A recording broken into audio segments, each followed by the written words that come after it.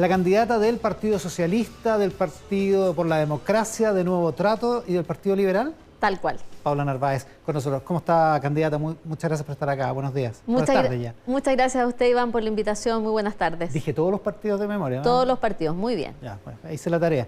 Oiga, ¿le gustaría estar en la primaria, no? ¿En la primaria del 18 del próximo domingo? Bueno, mire, yo creo que la primaria del 18 es una primaria muy importante, como son las primarias legales que nos dimos como sistema político a tener para profundizar nuestra democracia. Hice todos los esfuerzos por estar en esa primaria. Si no lo logramos, no fue por una decisión nuestra, fue justamente por los protagonistas de la primaria del día domingo 18. Ellos fueron los que vetaron y excluyeron los de la izquierda, supongo que está hablando. Me refiero al Partido Comunista y al Frente Amplio, quienes vetaron y excluyeron a los militantes de los partidos que me apoyaban, en ese caso el Partido por la Democracia y el Partido Liberal. Pusieron un veto al apoyo que traía ese día yo para haber inscrito la primaria legal el día 19 de mayo. Entonces, es muy lamentable. Dice usted.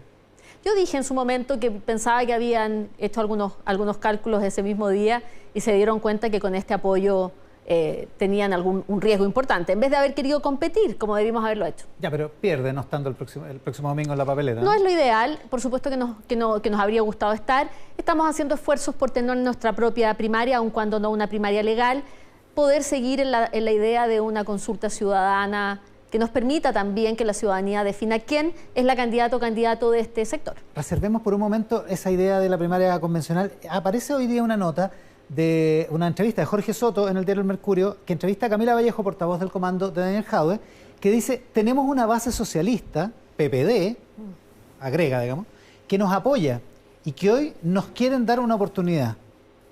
¿Cómo lo encuentra? Curioso lo encuentro.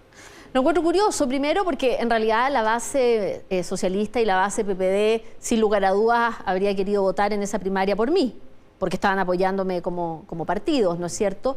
Sin embargo, si no están, como le decía hace un momento, si no están posibilitados de votar, es por la exclusión que ellos mismos hicieron. O sea, ellos vetaron justamente al PPD por, como dijeron en ese momento, no ser suficientemente antineoliberales. Fueron los argumentos que utilizaron. Entonces hoy día llama la atención. Es peculiar ahora, esta declaración. Convengamos en que si usted no hubiera ido con el PPD, capaz que habría estado en la primaria, porque el Partido Socialista quería estar en ese pacto.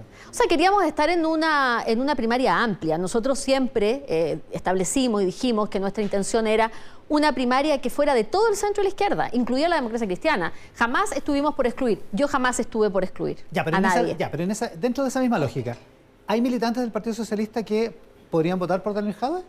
No pueden votar si son militantes y están fichados en el partido, porque el padrón para ese día no se los permite. No se los permite, ya. No es posible. Y en el mundo socialista, el mundo que incluye a los independientes, es muy amplio, donde no hay solo militantes. ¿Hay gente del mundo socialista, del corazón socialista, que votaría por Jadwe, por ejemplo? No lo sé.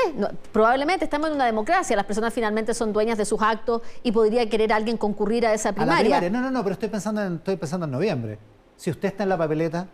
Bueno, yo, por supuesto, en el trabajo político que estoy haciendo y en el acompañamiento que tengo de esa base socialista y de ese mundo, digamos, del progresismo, estamos haciendo un trabajo porque ese mundo me apoya a mí, por cierto.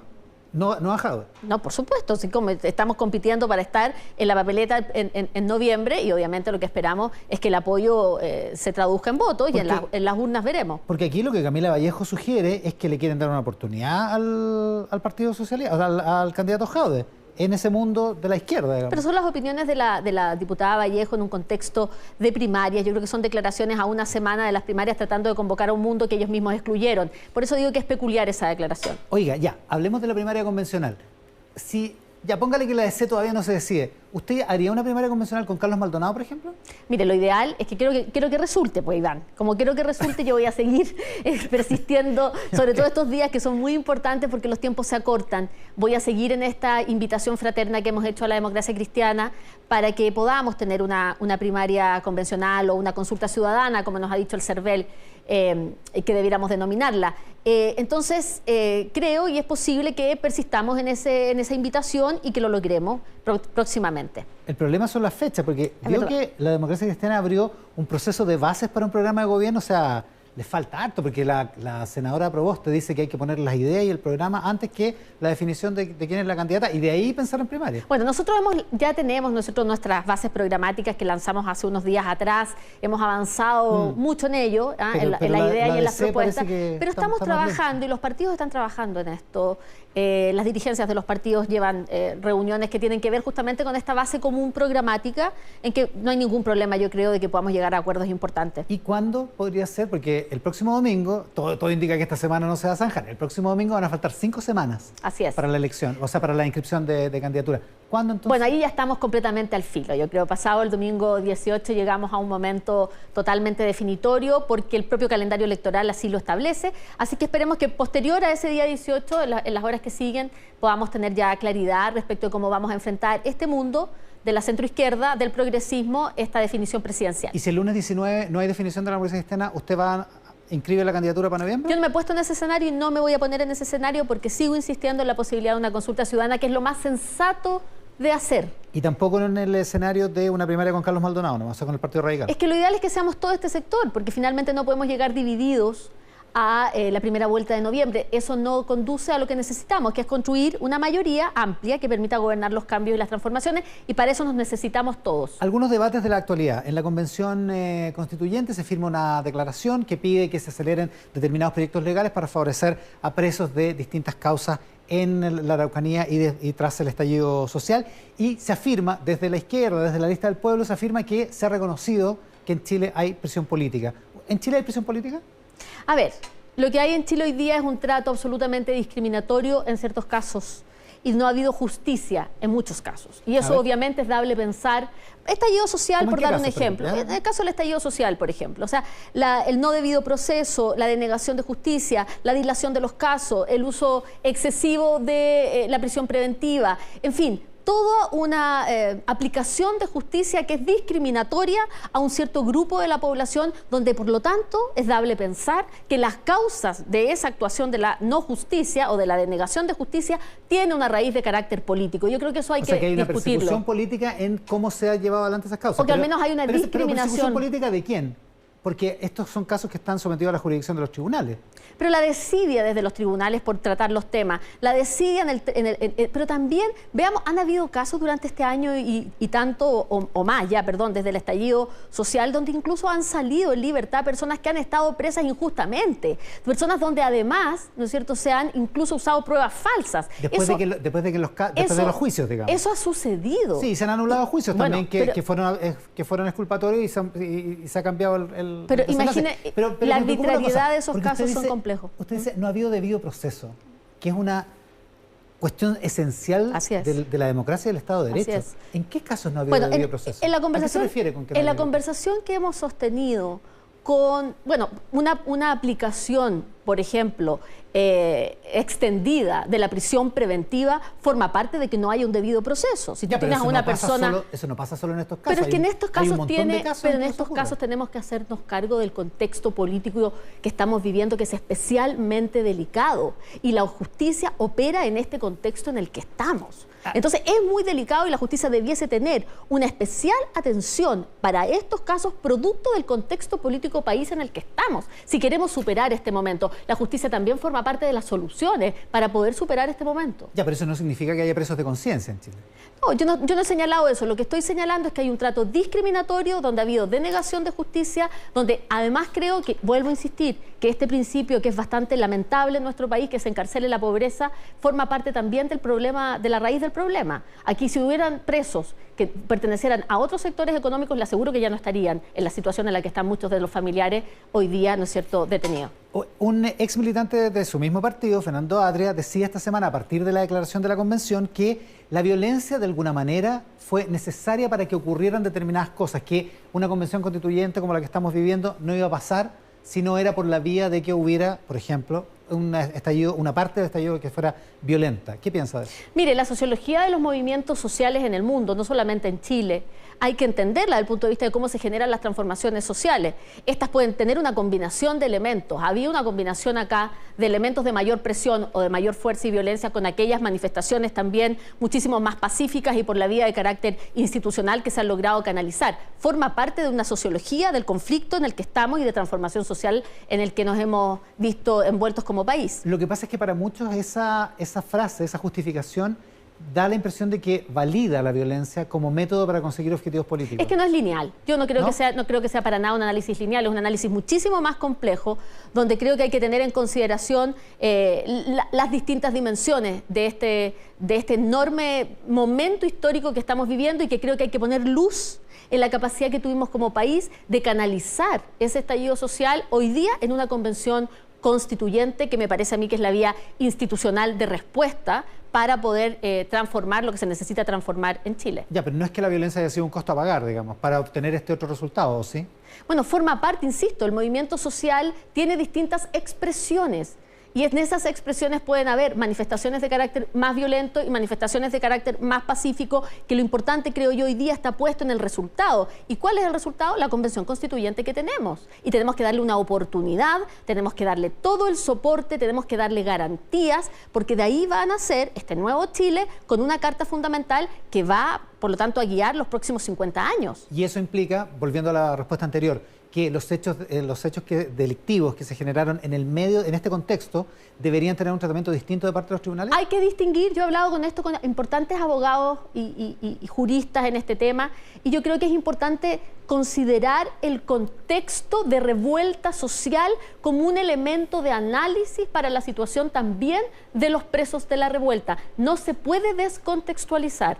Por supuesto que en el caso a caso nos daremos cuenta de que pudieron haber hechos delictuales, digamos, de delito común y graves e importantes, y que hay que, por supuesto, abordar desde el marco jurídico que tenemos. Pero lo que no podemos dejar de lado es que estuvimos y estamos en un contexto, en ese momento, además de revuelta social, que son un elemento a tener en consideración por parte del análisis de la justicia. Ya, pero ¿y con qué bordes? Teóricamente hablando, porque ya, no es lo mismo un saqueo el 20 de octubre del 2019, si es que se da por buena esa hipótesis, pero lo que vimos esta semana en el funeral de la madre de los hermanos Vergara Toledo. Mire, yo condeno la violencia. 50 personas que se metieron a lo que encontraron en Camin, en el eje de la Alameda.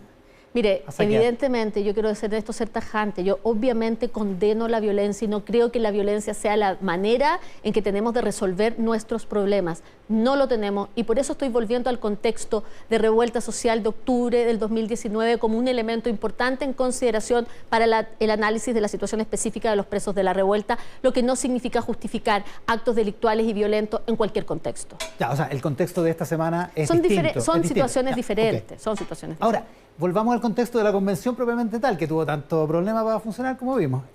Se desprende una acusación constitucional que se va a presentar esta semana que comienza contra el ministro Ossa. Hay diputados socialistas que dicen que esto es una movida que justo la presentan en la última semana de campaña de la primaria, precisamente el Partido Comunista, porque pretende apoyar a su candidato Jadwe. ¿Qué piensa de esa tesis y de la acusación? No, mire, esta es una atribución que tiene sin lugar a dudas la Cámara y tiene que hacer uso de sus atribuciones, y ellos, por lo tanto, estudiarán si existen o no existen los antecedentes suficientes para llevar adelante esa acusación constitucional. Sin embargo, a mí perdone, pero a mí el punto que me parece importante hacer acá es simplemente el gobierno fallido que tenemos. Si eso amerita una acusación constitucional, eso lo tendrán que evaluar los diputados. Si eso tiene que ver con un interés político más, digamos, contingente, será parte del análisis. Pero lo que no podemos dejar fuera es que realmente el gobierno expuesto a tener que implementar la Convención Constituyente como uno de los hechos políticos más relevantes de nuestra historia reciente y que haya tenido esta negligencia para enfrentarlo, yo creo que simplemente es imperdonable. O sea, el gobierno de Chile ha fallado una vez más en entregar garantías mínimas de funcionamiento a una institución política como es la Convención Constituyente, denegando de esta manera, no sé si es desidia, uno no puede juzgar atribuciones o es simplemente incompetencia total y absoluta. Yo creo que el punto está puesto ahí. Yo, de hecho, durante la semana estableciendo la comunicación que uno puede hacer hoy día pública a través de las redes sociales, le dije al presidente Sebastián Piñera que abandonó la República él y que lo mínimo que podía hacer era pedirle la renuncia al ministro Osa, que lo que tenía que hacer era darle garantías a la Convención Constituyente para que pudiera funcionar, y eso no ocurrió. A mí me parece imperdonable y grave. Y visto lo visto que efectivamente se solucionaron los problemas, la cosa está funcionando, Sí, no, ¿todavía claro. tendría que renunciar, Osa? Sabe que sí, pues. Porque si usted tiene a cargo la responsabilidad política de un proceso de esta envergadura y eso falla de la manera en que falló, claramente, mire, a eso le sumamos, justo con lo de Secpress, del ministro Secpress, le sumamos lo que ha pasado con la instalación de los nuevos gobernadores regionales, una autoridad política nueva que tiene que ver directamente con la regionalización de Chile, y resulta que hoy día los recursos son traspasados al delegado presidencial como una manera casi de demostrar que la figura del gobernador regional no es relevante. Es dable pensar, ya que el gobierno solo obtuvo un gobernador en la región de la Araucanía, que en realidad no le importa el proceso de regionalización porque su poder político ha quedado puesto en duda. Sin embargo, el gobierno tenía que responder sobre eso, digamos. Claro, sin embargo, el país entero, los ciudadanos, los habitantes de las regiones han dado su voto a los gobernadores regionales, y lo mínimo es que tengan las condiciones para poder llevar adelante sus funciones. De todas maneras, ¿usted cree que hay, porque usted decía, no se pueden analizar todas las razones, hay desidia, negligencia, ¿usted cree que realmente hubo la intención de bloquear el funcionamiento de la convención? Es que sabe que con este gobierno es dable pensar. Si este es un gobierno, ¿sabe por qué es dable pensar? Sí, ¿sabe por qué? Porque este es un gobierno, este es un gobierno que nunca fue ni estuvo a favor del proceso constituyente. Mire, es que no hay que hacer un poquito de historia. A ver. ¿Recuerda usted al ministro Chadwick frente a ICARE? O sea, que aquí hay que hacer... No, pero es que hay consistencia. Pero eso fue antes del estallido social. Pero espérese. Ya antes de noviembre. Bueno, pero está bien, pero finalmente hay un etos. ¿Ya? El etos de la derecha chilena es no cambiar nada, es mantener el status quo para seguir concentrando poder económico y poder político. Y despreciar el esfuerzo que habían hecho ustedes en el gobierno de Bachelet también. Oiga, un esfuerzo fundamental. Y lo metieron en un cajoncito, pero además públicamente el ministro Chadwick dijo, oiga, no se preocupen, que el proceso constituyente aquí no va a haber. Bueno, ¿qué hicieron las calles? Exigirlo, de la manera en que lo han exigido. Ese mismo etos es consistente con las acciones del gobierno hasta el día de hoy. Fueron ellos representantes del rechazo, muchos de sus ministros incluso, ¿no? Representantes del rechazo, que hoy día además paradójicamente están dentro de la convención. Entonces, es posible pensar que en realidad han tratado con un poquito de displicencia y con un interés quizá incluso más allá, puedo decirlo, de boicot de la Convención Constituyente, en un hecho que me parece de una irresponsabilidad con la historia, con el país, con el pueblo chileno, pero también con el futuro de Chile. Sí, eso es lo grave. Es que no es tan fácil ver qué ganaría el gobierno con boicotearla. Bueno... O salvo responder a su propia naturaleza, si ¿sabe qué pasa? Su argumentación, digamos. Sí, pero ¿sabe qué pasa? Es que generar elementos de inestabilidad y de problemas en Chile, ¿quién termina pudiendo ser beneficiado por eso? Dejo la pregunta. A mí me parece que generar una sensación de inestabilidad o de, por lo tanto, de no canalización del trabajo de la Convención Constituyente puede terminar polarizando mucho al país y pensando que una vez más instalando el temor y la inestabilidad pueden ellos volver a controlar la situación. O sea, esa podría ser una... Es una hipótesis. Una hipótesis. Oiga, nos queda poco tiempo, pero quiero preguntarle por otro asunto convulsionado, lo que pasó en la Araucanía el viernes pasado. La muerte de esta persona de la CAM, que reconoce el propio Héctor Yaitul, estaba haciendo una acción de sabotaje, llaman ellos, una acción aparentemente violenta que termina con un trabajador herido y con uno de los atacantes muertos. Yo condeno absolutamente lo sucedido en el Gualmapu y en este caso, por supuesto, la muerte de Pablo Marchán. La lamento y bueno, y también lamento mucho que haya un trabajador herido, ¿no es cierto?, muy grave. De la forestal. Lo que pasa es que aquí una vez más, el fracaso de la estrategia de militarización del Gualmapu, que es la estrategia que ha llevado adelante este gobierno, ha fracasado. Se les ha dicho en importantes oportunidades que el aumentar la fuerza militar, la fuerza policial, de la manera en que se ha hecho en ese territorio, es un riesgo enorme para que aumenten las vulneraciones, se produzcan los riesgos de, en este caso, ¿no es cierto?, de muerte, como pasó el viernes pasado, y fue exactamente lo que está sucediendo. O sea, esta no es la vía para resolver los conflictos que tenemos en el Gualmapu. Esta no es la vía. ¿Y el gobierno ha sido... Si usted fuera presidente, ¿qué haría? Bueno, no, yo volvería claramente a la política en esto. Aquí hay que volver al diálogo político, pero al diálogo político de verdad. Incluyendo, por ejemplo, a la CAM o los otros Por grupos. supuesto, ¿Sí? incluyendo a todos. Aquí hay que conversar políticamente, porque aquí hay primero que hacer un reconocimiento al daño hecho histórico, al despojo que hay respecto, ¿no es cierto?, del territorio, de la cultura y de la consideración de las comunidades mapuches como un grupo político, como una entidad política con la cual hay que conversar horizontalmente y no como lo hemos hecho hasta ahora. Conversar horizontalmente implica, ¿con qué bordes? Por ejemplo, ahora que se habla de plurinacionalidad. Bueno, yo creo que la nueva... territorio. Bueno, claro, yo creo que la nueva Constitución abre una oportunidad para que esa agenda de los pueblos indígenas que conocemos desde el inicio de los años 90 tengan hoy día una viabilidad desde el punto de vista del proceso constituyente. Y esa horizontalidad está dada por abrirse a una agenda sin restricciones. Agenda que por lo demás está establecida desde los convenios que tenemos, ¿no es cierto?, con el convenio 169 de la OIT, también con la Declaración de los Pueblos Indígenas de la ONU. Y nosotros estamos atrasados como país en este tema y estamos hoy día pagando las consecuencias de este retraso que es inexcusable. Pero a usted, ¿qué tipo de autonomía le gustaría? ¿O qué tipo de Estado plurinacional? ¿Un Estado con autonomía, por ejemplo, para determinadas etnias que implique control territorial, impuestos, instituciones propias? Forma parte del diálogo que tenemos que tener. No, justamente. Pero ¿qué le gustaría a usted? Las autonomías tienen grados. Yo he conocido además experiencias de América Latina, he estado en otros países de Centroamérica, donde esto es una realidad y es posible de administrar y es posible de convivir perfectamente. Forma parte del diálogo que tenemos que tener, pero abrirse a la posibilidad de una autonomía desde el punto de vista del territorio, a la restitución de sus tierras, me parece que es fundamental. Pero no es cualquier restitución de tierras, que es lamentablemente lo que en este gobierno además no ha ocurrido. Otra cosa más, este gobierno debió... que la CONADI no la inventó Sebastián Piñera. No, pero no es por... Sí, pero este año subejecutaron el presupuesto en restitución de tierras. ¿Por qué subejecutaron presupuesto cuando se necesita hacer? Pero además de aquello, además de que no hacen el trabajo para el cual están mandatados, además de aquello, no se trata solo de restituir un pedazo de tierra, se trata además de que ese pedazo de tierra tenga conexión a servicios básicos, tenga buenos caminos, necesitamos en realidad el desarrollo integral de esos territorios. Pero para eso hay que sentarse con la comunidad a discutir políticamente esos niveles de autonomía, esos niveles de definición desde ellos, desde esas comunidades respecto de cómo quieren conducir sus propios procesos. Eso es lo que me parece que como actitud política tenemos que tener frente a los pueblos originarios. ¿Y eso implicaría que, por ejemplo, las empresas forestales salieran de la zona?